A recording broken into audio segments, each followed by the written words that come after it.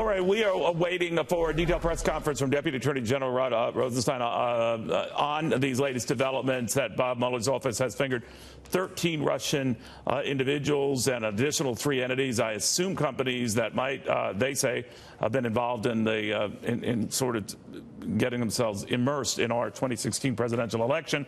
Ahead of that, let's get a read right now from Republican Florida Congressman John Rutherford. Congressman, so many fast-moving developments, and I appreciate your patience with them. The one is on whatever revelations we get here, but the other on the Florida developments, specifically to your state, and that the FBI might have dropped the ball on information that would have been very meaningful on Nicholas Cruz, the assailant, as recently as January 5th. What do you make of all this? Neil, I think there are several opportunities here that need to be looked at. The opportunity that we had back in September when evidence was brought forward to the FBI. In January, the admissions already by Director Wray that they may have dropped the ball on the handling of that information.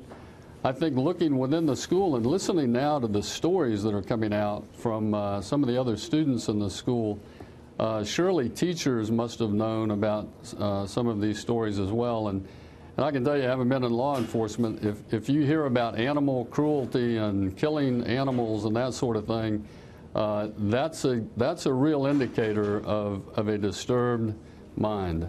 So if we don't know where the communication broke down, or this individual, even who he or she was, to relay these concerns about Cruz, but they were enough and detailed enough that they spelled out all of this stuff, including the cruelty to the animals. They spelled out the erratic behavior, all the social media posts. So someone who knew him very, very well and just get it off their chest, share it with the FBI.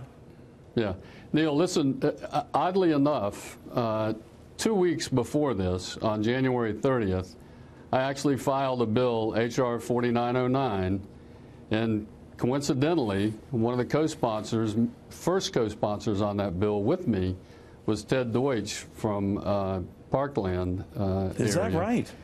Yes, and it's the Stop Violence in Schools Act, and what it deals with is reactivating part of the Omnibus Crime Control and Safe Streets Act from 1968, reinstituting the school grants program within that omnibus bill, and what it will do is provide for in-depth assessment of physical facilities using things like CPTED, crime prevention through environmental design, looking at those things, and then also training students, teachers, and police officers.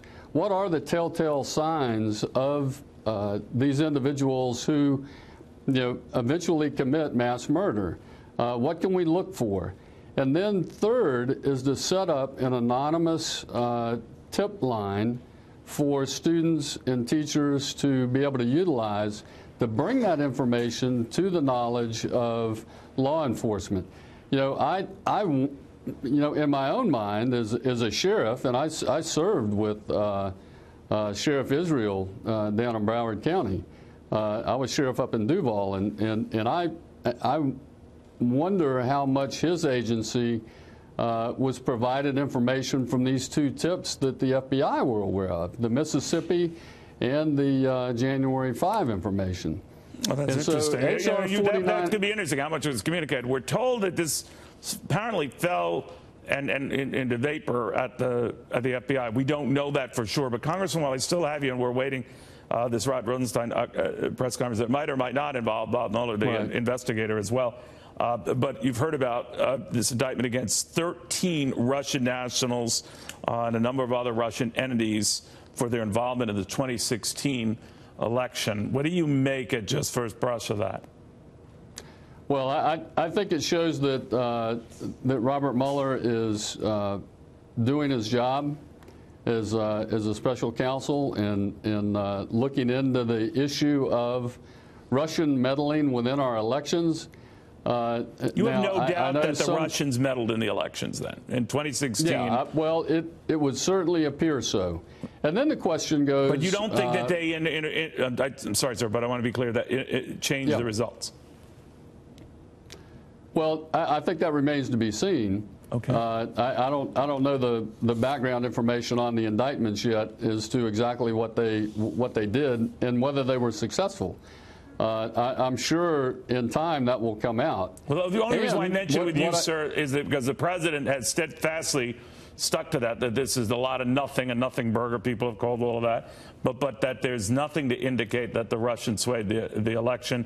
In fact, it was until very recently that he even acknowledged the Russians had a part in that, even though everyone else was kind of saying that I think, Neil, I think, Neil, when the president says that there's nothing there, I have always taken that to mean collusion between his campaign and the Russians. Right. Right. And so that's what I think the president is referring to when he says there's no there. So you don't think, even though they detail Russian involvement in the election, these entities, these Russian entities, however many ultimately will be fingered and detailed in this press conference shortly, that it doesn't involve, and unless they have some other revelations concerning Trump personnel, we know already the Russians were interested in mucking around.